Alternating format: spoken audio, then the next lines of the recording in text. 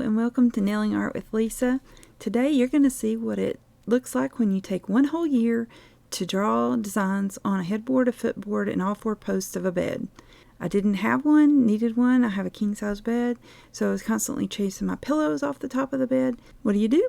Don't have one, need one, go to the wood store and get some wood.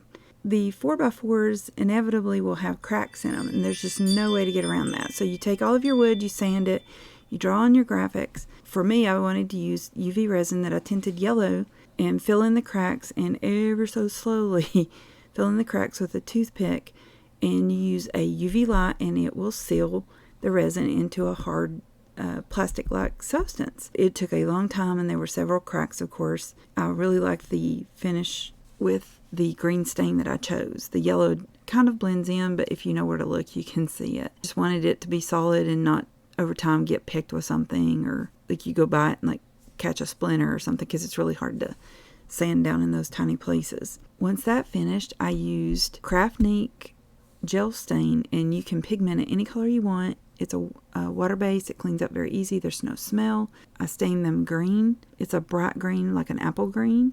I really like the brightness of it. It's cheerful.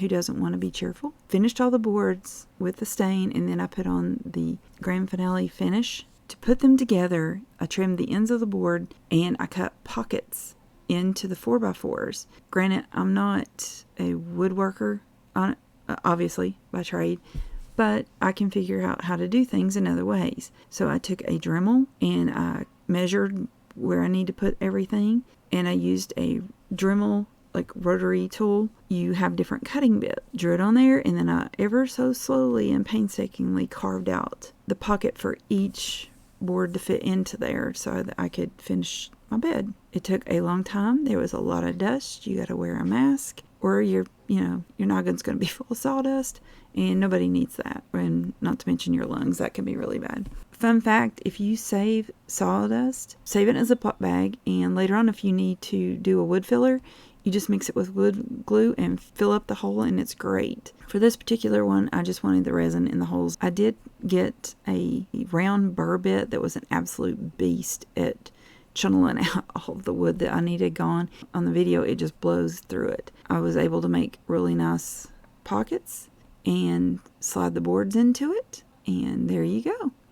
I've got a completed footboard and headboard for my bed, so I don't lose my pillows anymore, and that's very exciting. I really had a little bit of a hard time figuring out how to attach it to the bed, but I used hinges, and it worked just fine because it just fit perfectly, and they did well.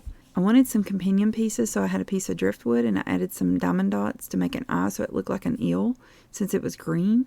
Also made a shelf, green shelf to match, and I carved two 4x4s, one in a leaf pattern and one in a wavy and circle pattern, and then drew on the other three sides to make a shelf to go above my stairwell closet, and that way I could put my TV on it and have, my TV and whatnot sitting up there. These were all very fun projects. They took a very long time, and if you'll notice, just as I did with the shelf, each of the four posts of the bed are different designs. I wanted different designs on everything.